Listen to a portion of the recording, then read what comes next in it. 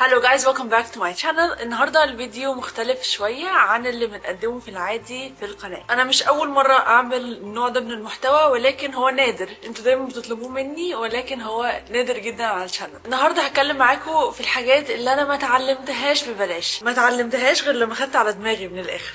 وانتوا عارفيني انا منظمه. فكل حاجه هنتكلم فيها النهارده هتبقى في بوينتس، ولكن خلينا هنا نقول المقدمه الاول. النهارده انا لازم اتحرك كتير جدا، فكل 3-4 بوينتس كده هنقولهم في لوكيشن. يعني انا هقول اول 3-4 بوينتس هنا في البيت، وبعدين هنتحرك مع بعض في اماكن تانية. متحمسه جدا للفيديو ده لاني بحب النوع ده من المحتوى، ولاني عارفه ان انتوا كمان بتحبوه. لو حد جديد هنا في القناه او متابعني بقاله فتره قصيره، انا نهله، عندي 31 سنه، بشتغل من وانا في اولى جامعه. واول ما خلصت الجامعه قررت ان انا هبدا رحلتي في السفر، حب السفر. وكل ما كنت بعرف احوش حبه فلوس صغيرين كنت بصرفها كلها على السفر. وطبعا دي حاجه انا عمري ما ندمت عليها، لان مفيش حاجه بتسعدني اكتر من ان انا اسافر او اكتشف بلد جديده. ولكن اللي جايه اكلمكم فيه النهارده هي الحاجات اللي انا ما يعني حسيت مع الوقت انه انا ما اتعلمتهاش ببلاش او ما اتعلمتهاش بالطريقه السهله. الحمد لله الحمد لله انا عندي نعمه كبيره ربنا مديها لي، هي اني عمري في حياتي ما بندم على حاجه. تقريبا عمري فعلا بجد ما ندمت على ولا حاجه. كل حاجه في الدنيا وحشه او حلوه بتحصل لنا لسبب. وطبعا دي حاجه عندنا في الدين، بجد كل حاجه بتحصل لسبب. يعني مثلا وانا صغيره اكتر حاجه ضايقتني في طفولتي يعني او في التينيج تايم بتاعي هي مجموعي في ثانويه عامه. انا جبت 88.5%، وكان عندي احلام اعلى من كده، وكنت عايزه اخش فنون جميله، وكنت مرتبه حياتي على ده من وانا صغيره. ولكن لما دلوقتي وانا عندي 31 سنه ببص، لو ما كنتش جبت المجموعه ده، ما كنتش دخلت الكليه بتاعتي، ما كنتش عرفت اشتغل جنب الكليه، ما كنتش عرفت اكون كاريري بدري، ما كنتش عرفت، وهكذا. هي سيكونس. فانا متاكده ان ربنا مخطط انه انت عايزه فنون جميله، دي مش كليتك. لا، انت مش هتعرفي تعملي الحاجات اللي انا مخططها لك وانت في الكليه دي، فانا هديك كليه تانية. هل انا ساعتها ندمت مثلا ان انا ما ذاكرتش اكتر او جبت مجموع اعلى؟ لا خالص، اني متاكده ان في سبب احسن. فهنشيل حته الندم دي من كل قصصي. انا عمري الحمد لله ما ندمت على اي حاجه، ولكن انا كانت مشكلتي طول عمري ان انا شخص مستعجل جدا، ان كل حاجه تحصل بسرعه. مستعجله قوي، مستعجله انجح، مستعجله اكبر، مستعجله احقق حاجات كتير. بس مع الوقت فهمت ان مش شرط خالص ان المستعجل يوصل اسرع. وعشان كده انا عملت فيديو النهارده، لان في حاجات كتير قوي كنت اتمنى حد يقولها لي في سن صغير او اتعلمها بدري. حاجات لو كنت فهمتها من بدري كنت هرتاح، او على الاقل كنت اخدت قرارات احسن. فالنهارده هنتكلم في حوالي 20 نقطه كنت اتمنى حد يقولها لي زمان. قبل ما نبدا الفيديو، متنسوش تعملوا لايك وشير وسبسكرايب، وتكتبوا في الكومنتس حابين تشوفوا ايه الفيديوهات اللي جايه. يلا بينا. قبل ما نتحرك من البيت ونروح مكان تاني، خلونا نقول اول 3 نقط. ال3 نقط الاولانيين دول هحطهم تحت كاتيجوري النفس والعقل. اول نقطة ان الراحة مش كسل. كنت فاكرة دايما ان انا كل ما بشتغل اكتر، كل ما بنجز حاجات اكتر، انا كده برافو عليا وشاطرة، وان انا كده هوصل او هنجح اسرع. بس اكتشفت ان الراحة مهمة، الترفيه مهم، الخروج مع صحابي مهم، الراحة في البيت ان الواحد يقعد على السرير ما يعملش اي حاجة في الدنيا بس يبص للسقف مهم. انا عمري ولحد قريب جدا ما كان عندي كونسبت الراحة، ان انا اقعد في اللا شيء. لاني لما بعمل كده بحس ان انا ماليش لازمة. يعني ايه ارتاح؟ يعني ايه اقعد؟ يعني ايه ما يبقاش في حاجة بتزن على وداني وشغلة دماغي او حاجة بنجزها؟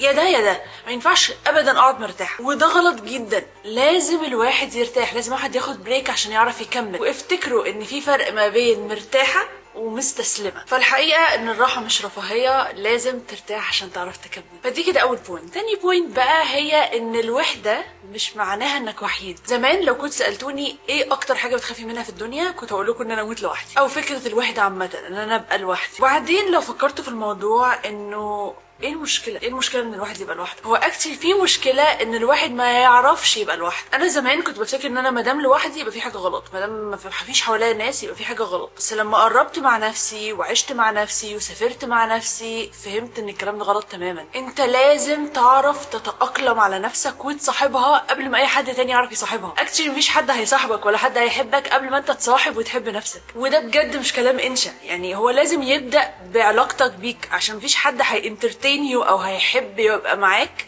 غيرك الاول، وبعدين عشان انت بتحب تبقى معاك غيرك هيحب يبقى معاك. فلما اتعودت ابقى مع نفسي فهمت قد ايه دي حاجه مهمه ومفيده، بتخليني اسمع نفسي وافهم نفسي اسهل واسرع. رقم 3 ودي كور نهله، يعني دي مشكلتي الكور دي اللي عملتني دلوقتي، هي بوزيتيف في رأيي، ولكن هي سلبت اسمها ايه، اخدت مني فتره مهمه قوي في حياتي للاسف. زي ما قلت لكم في اول فيديو، انا كنت مستعجله ان كل حاجه تحصل بسرعه، النجاح، التطور، اني اكبر، اعمل كل حاجات في نفس الوقت. فده اخد مني فتره الجامعه، وان انا بقى اعيش فتره الجامعه والسن ده، لاني كنت دايما عايزه اجري والحق واوصل وانجح واعمل سي في وبتاع.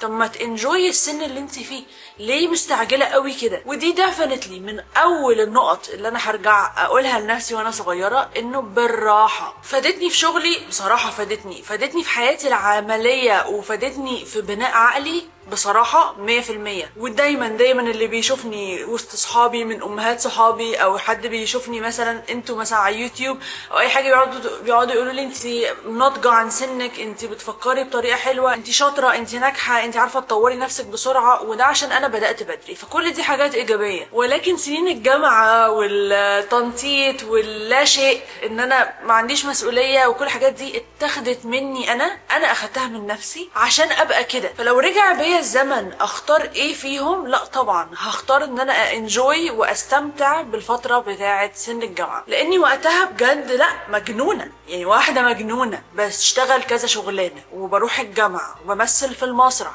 ليه بتعملي كده؟ محدش عارف. فادتني في السي في وفادتني في حياتي وانا كبيره.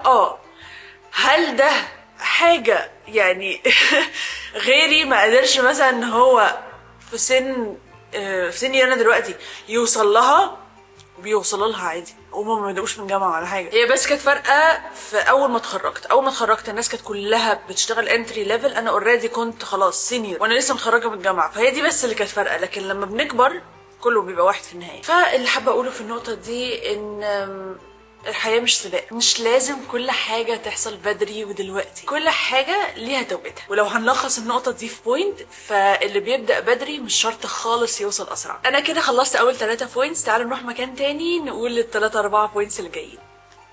نيجي للنقطة اللي بعدها وهي العلاقات. السكشن ده أو النقطة دي جواها 4 نقط، وال4 نقط مهمين جدا. اول نقطه واللي كتير مننا بيتجاهلها وهي الاحساس، او اللي بيسموه بالانجلش الجات فيلينج. بيبقى فيه كده احساس داخلي او تحسوا ببطنكم كده انها مش مرتاحه تجاه علاقه معينه، سواء العلاقه دي ريليشن شيب، علاقه ولد وبنت، او الصحاب عامه. يعني انتوا اي علاقه في الدنيا ساعات بيبقى جواكم كده احساس انه في حاجه غلط، ومع انكم بتحسوا ان في حاجه غلط من كتر ما انتوا بتبقوا عايزين العلاقه دي تستمر، بتبداوا تحسبوها بالورقه والقلم. هل الشخص ده عمل لي حاجه؟ هل مش عارف ايه؟ هل الشخص ده كويس ولا لا؟ وهكذا. فلما بتيجوا تحسبوها بالورقه والقلم بتحسوا انه لا تمام، انا الموضوع مش مستاهل انا امشي، فبتستمروا في علاقات غلط، مع ان انتوا كان المفروض من الاول تمشوا وتصدقوا احساسكم. ودي في حد ذاتها كارثه كتير مننا بيقع فيها للاسف. فمن الاخر اسمعي احساسك دايما صح. لو حسيتي من جواكي كده انك مش مرتاحه لاي سبب من الاسباب،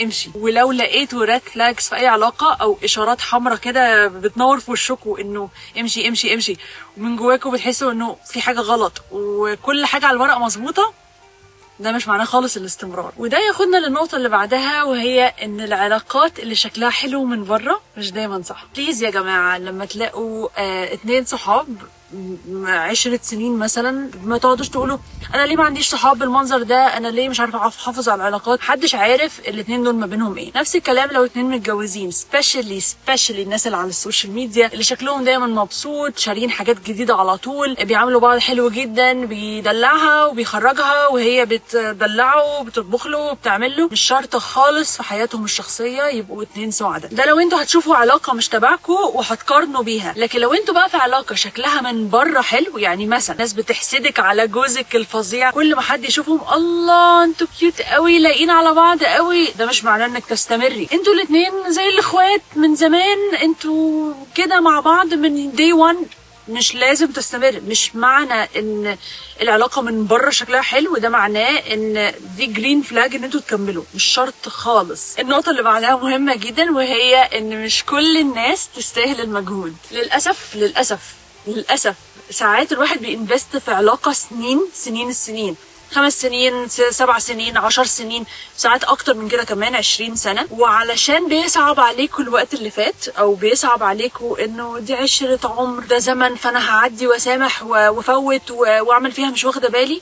ده غلط. مش كل الناس تستاهل فرصة تانية، مش كل الناس ينفع نعدلها ونفوت لها، ومش كل الناس يستاهلوا ان احنا نتعب عشانهم. والعلاقات الحقيقية سواء ريليشنشيب او فريندشيب فهي علاقات بتبقى الى حد ما سهلة ومش محتاجة اصلا مننا مجهود. مش الطبيعي ان الواحد يضحي كتير في العلاقة، ده مش طبيعي. جينا على نفسنا مرة واثنين وثلاثة واربعة و20، 21 لو مشينا يبقى ده مش غلط. انا بصراحة كان بيجي عليا كتير، الناس بتيجي عليا كتير، وكنت بقول ايه، لا ده العشرة والعمر والزمن معقول هبدأ علاقة من اول وجديد؟ معقول لسه هنتعرف من اول وجديد؟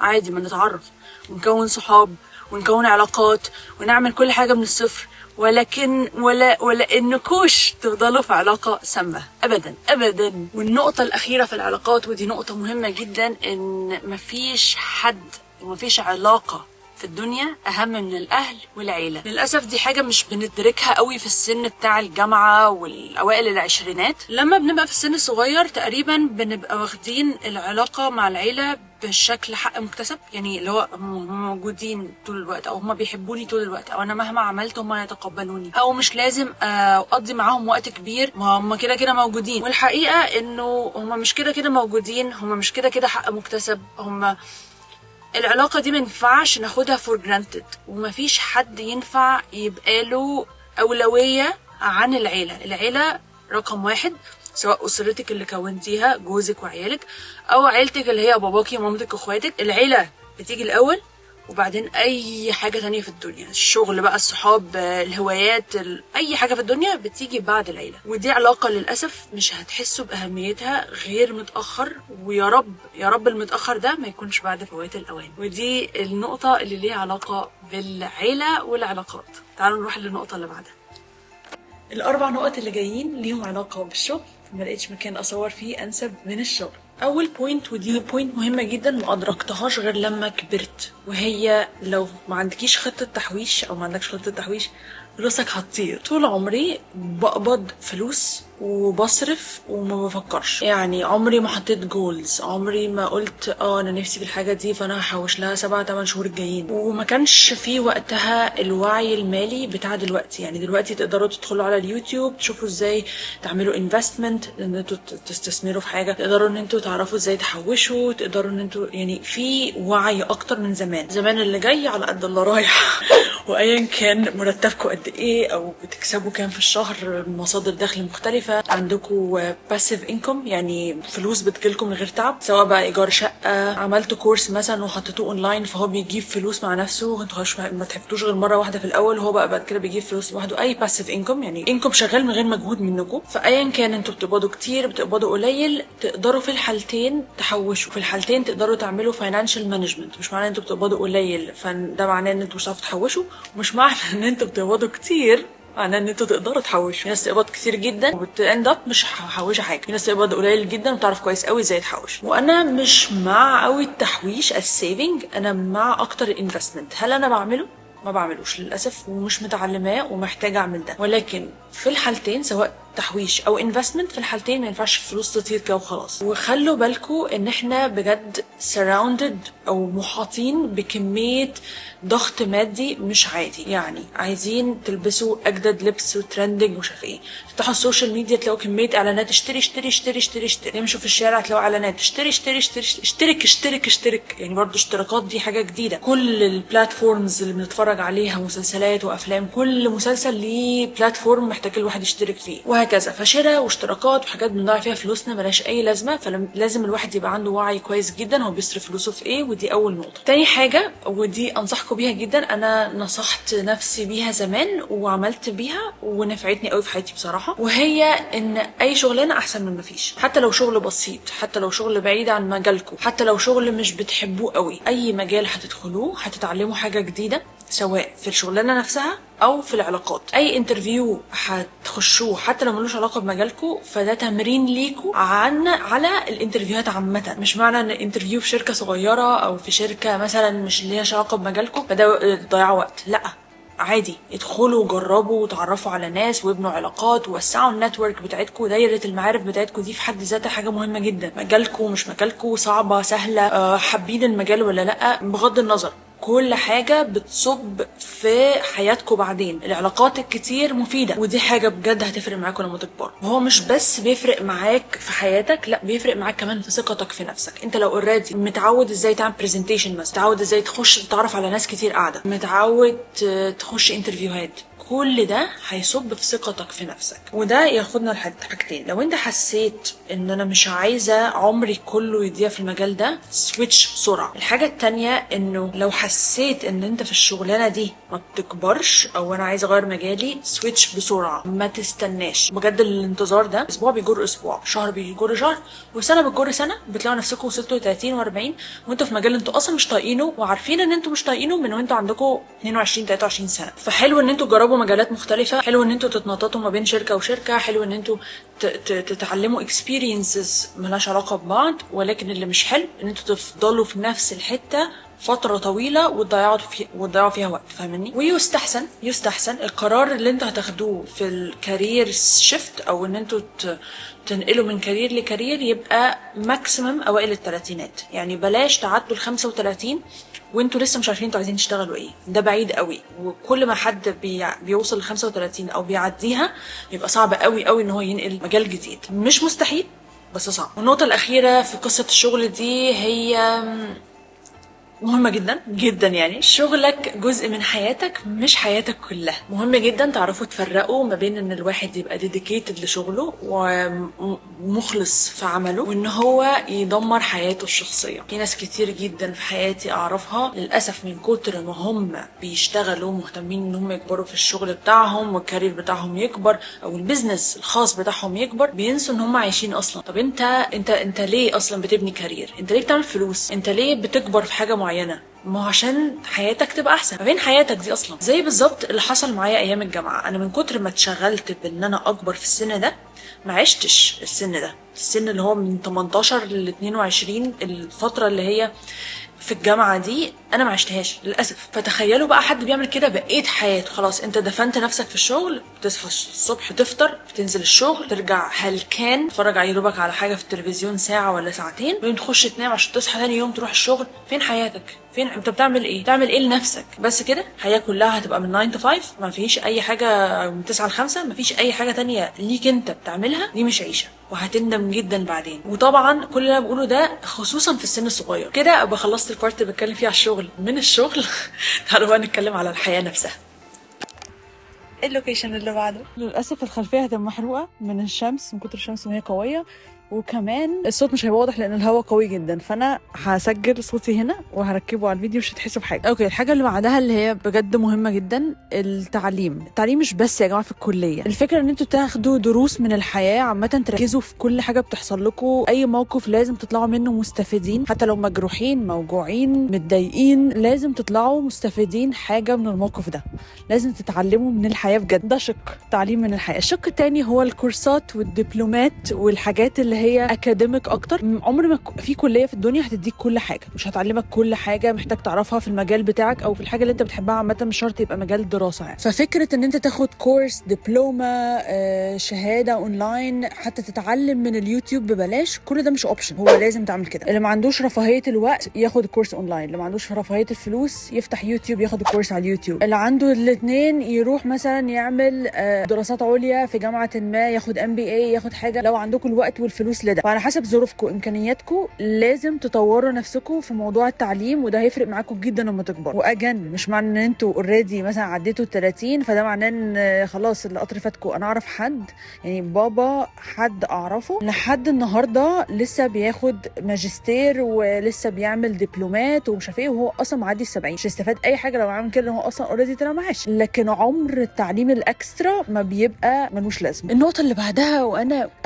استحي ان انا اتكلم فيها وهي القرايه. للاسف لحد يومنا هذا انا ما بقراش خالص، ولكن في حاجه فيديو كده شفته عجبني قوي، فكره انه لازم دايما السوشيال ميديا بتوصل لنا فكره انه لازم نقرا كتاب، نخلص كتاب او كده. لا، هو مش شرط. ممكن اولا زي ما امي كانت بتقول في البودكاست، الحلقه اللي كانت مع امي كانت بتقول ممكن ما تكونوش لسه لقيتوا النوع الكتب اللي بتحبوه، فانتوا لسه ما وصلتوش لده. حاجه تانية ان انتوا ممكن ما تخلصوش كتاب للاخر، اقروا حتت منه وسيبوا الباقي عادي. الحاجه الثالثه ان انتوا ممكن تقروا حاجات صغيره، مش لازم تخلصوا كتاب. ممكن تقروا ارتكلز، ممكن تقروا ارتكلز عن موضوع معين، مش لازم يبقى فول بوك. في ناس ما عندهاش طقطان، ما تقدرش تستحمل قرايه كتير، وانا منهم بصراحه، فانا فاهمه ده. فاقرا حتى لو سطر واحد هيبقى مفيد. النقطه اللي بعدها، شكرا ميرسي قوي، هستنى رايح حضرتك. شكرا.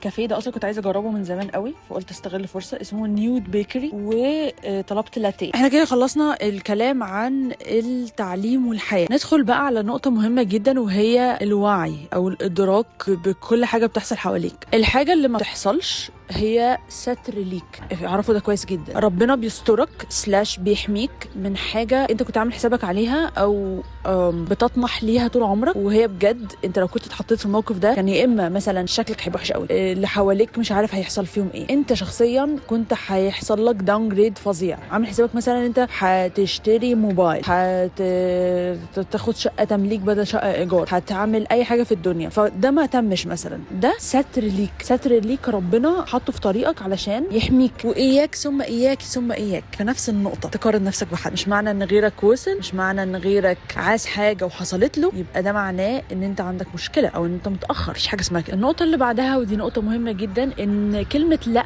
مش غلط. حلوة قوي. كلمة لأ كلمة مش وحشة خالص. لما هتتعلم تقول لأ هتوفر وقت ومجهود وصحة كتير قوي. للاسف يا جماعه، وده انا معترف ان ده عيب فيا كبير خطير، عيب خطير فيا، ان انا لحد النهارده للاسف ما بعرفش اقول لا في مواقف كتير. وانا متاكده ان كتير من الناس اللي بيتفرجوا عليا زيي بيسمونا البيبل بليزر، او الشخص اللي كل همه انه يرضي الناس اللي حواليه. بتبقى كيوت وطيب، بيتقال عليك خدوم وطيب ولطيف وكل الكلام ده، بتكتسب صداقات، ولكن بيداس عليك، او زي بالانجلش كده بيقولوا ان الشخص ده بوش اوفر. وده اوحش احساس في الدنيا، ان انت لا هيتعملك خاطر، لا هيتعملك حساب، هتيجي على وقتك ومجهودك وصحتك وفلوسك بس عشان ترضي اللي حواليك. فكلمه لا مش عيب، وكلمه لا مش كلمه وحشه خالص. والكلام ده انا مش بس بقوله لكم، الكلام ده انا كمان بقوله لنفسي، لان انا لحد النهارده زي ما قلت لكم مش بعرف اقول لا. وده ياخدنا للنقطة اللي بعدها، وهي كوني طيبة أو كن طيب، ولكن مش على حساب نفسك. أنا عارفة إن في شخصيات كتير شبهي في الحتة دي، إنه بنبقى عايزين مادام في حاجة في إيدك تعملها اعملها، ولكن ما بنسألش نفسنا هل ده هيأثر عليا ولا لأ. ودي بحد ذاتها كارثه، ان انا ممكن اضحي مثلا بحاجه معينه مقابل ان حد تاني انا متاكده ان بعد 3-4 سنين مش هيبقى فارق معايا ان انا عملت الموقف ده عشانه، لمجرد ان انا بيبل بليزر، انا بحب ارضي الناس. فما دام الموضوع على حساب نفسك لازم تنسحب. عندنا مثل بالمصري بيقول اللي يصعب عليكي فقرك، وده مش معناه فلوس، مش معناه ماديات خالص. اللي يصعب عليكي فقرك ليه علاقه باللي شاف مسلسل سكويد جيم او لعبه الحبار، يعني هيفهم اللي انا بقوله، ان اي حد بيصعب عليه حد معاه في اللعبه بيموت. مثلا واحده بتخبط على باب بيتكو، انا غلبانه، انا محتاجه مساعده، انا مش عارفه ايه، فتفتح لها الباب فتسرقك. نفس القصه بالظبط. اللي يصعب عليكي فقرك ملهاش اي علاقه ببس الفلوس. اللي يصعب عليكي فقرك يعني اللي يصعب عليك يشدك لتحت. حطوا نفسكم الاول وبعدين شوفوا طلبات غيركم. طبعا لكل قاعده شواذ، وكل قاعده ليها استثناءات. ما ينفعش نعمل ده مثلا مع اهالينا، ما ينفعش نعمل ده مع عيالنا، مع ازواجنا، يعني في حاجات كده ليها استثناءات، ما تحطش نفسك اولا ولا حاجه، ولكن انا اقصد مع الناس اللي لازم يتعامل معاها كده. النقطه اللي جايه ودي اخر نقطه في السكشن ده، ودي نقطه مهمه جدا برضو انا بقولها لنفسي، ما تشرحش نفسك كتير. انت مش مضطر explain yourself طول الوقت. انا للاسف هذا الشخص جدا، للاسف انا ما بعرفش انه اعديها. عارفين الكلمه دي اللي هو انا اتفهمت غلط فانا لازم اوضح موقفي، فانا لازم احكي، فانا لازم اقول ان انا ما كانش قصدي او ان انا فاهمين. وده في مواقف كتير قوي خلاني الطرف الاضعف في المناقشه، لمجرد ان انا I explain myself كتير. انا بحاول اوضح موقفي واثبت للي قدامي ان ما كانش قصدي او مش هو ده اللي انا اقصده او وات ايفر الحاجه يعني اللي بنتكلم فيها. فمن كتر ما انا بشرح نفسي موقفي بيضعف. فخلوا بالكم القصه دي كويس جدا، انه ما تشرحش نفسك كتير. انت لو معاك حق قول الكلمه and drop it، اسمها مايك دروب اكن حد ماسك مايك وبيعملوا كده وبيسيبوه. فقول النقطه بتاعتك، انا اعمل مايك دروب الموضوع انتهى. ما تشرحش نفسك كتير، ما تحاولش ان انت تثبت نفسك ان انت صح لو انت فعلا صح، مش هياخدك لاي حته وهيبقى موقفك اضعف. انا كده تقريبا خلاص قلت كل النقط اللي انا كنت عايزه اقولها، فاضل بس نقطتين هروح البيت نتكلم فيهم وبعدين نقفل الفيديو. يلا بينا. اخر نقطتين حابه اتكلم فيهم هما الشكل والصحه. نبدا بالصحه. الرياضه يا جماعه مش رفاهيه، للاسف بعد ال30 بجد انتوا اول ما الساعه بتيجي 12 وتميتوا 30 سنه ظهركم بيقفش وركبكم بتوجعكم. انا الحمد لله في طفولتي كلها كنت شخص رياضي لحد ما خلصت مدرسه. اول ما خلصت المدرسه لحد يومنا هذا انا اخد في الرياضه 2 من 10 مثلا. ليه اديت لنفسي 2؟ لاني مش قاعده على الكنبه قوي، ولكن ما اقدرش ادي لنفسي اكتر من كده لاني ما بعملش اي حاجه مفيده لجسمي بصراحه. هتحسوا بده امتى؟ هتحسوا بده لما تكبروا، هتحسوا بيه بعد ال30، هتحسوا بيه بعد ال40، هتحسوا بيه اكتر بعد ال50 وهكذا. انا بدات احس بحاجات انا عمري ما كنت بحسها بيها قبل كده، حاجات تدل على ان انا جسمي ضعيف. مش لازم نخش في التفاصيل، ولكن هي حاجات عاديه، مش مرض مثلا ولا محتاجه اعمل عمليه في حاجه او كده، لا، انت جسمك ضعيف، سواء بقى عظم، عضلات، النفس بتاعي، المده اللي باخدها قبل ما اتعب بعد تاسك ما، كل دي مؤشرات ان انا جسمي ضعيف. وده ليه؟ عشان توقفت عن الرياضه من بعد المدرسه، ما اعرفش جسمي ما يعرفش حاجه عن حاجه اسمها رياضه. يا جماعه الرياضه مش رفاهيه، الرياضه مش كول، الرياضه مش انا رايح الجيم عشان اتعرف على ناس، انا هشترك في الجيم عشان اريح ضميري. الرياضه مش اوبشن، الرياضه مهمه قوي. واخر حاجه عايزه اتكلم فيها ودي مهمه جدا بالذات للبنات، ان ما تقلديش حد في الشكل، في المظهر، في طريقه الكلام، في الهزار. كل الحاجات دي لازم تكون بتعبر عنك انتي، لازم تبقى يونيك ليكي انتي، وده اللي هيخليكي او هيخليك شخص اتراكتيف. يعني الناس هتحب انها تتكلم معاك وتتعرف عليك عشان انت مميز، انت مش شبه اللي حواليك. ومش شرط انك تبقى مميز انك تعمل حاجه غريبه عنهم، لا، اقصد تبقى مميز يعني ما تبقاش بتقلد، يبقى ليك الشخصيه بتاعتك انت المستقله. بليز ما حدش يمشي على الموضه لو مش لاقي عليه. ومش لاقي عليه دي يعني مش لاقي عليه شكلا ومش لاقي عليه اخلاقا. انا بشوف دلوقتي الاجيال الجديده بيقلدوا بعض وخلاص، الكروب توب والكاتات والشورتات لو مش لايقه على مبادئك ما تعملهاش. فما تقلدش حد او ما تقلديش حد، لا في الشخصيه والصفات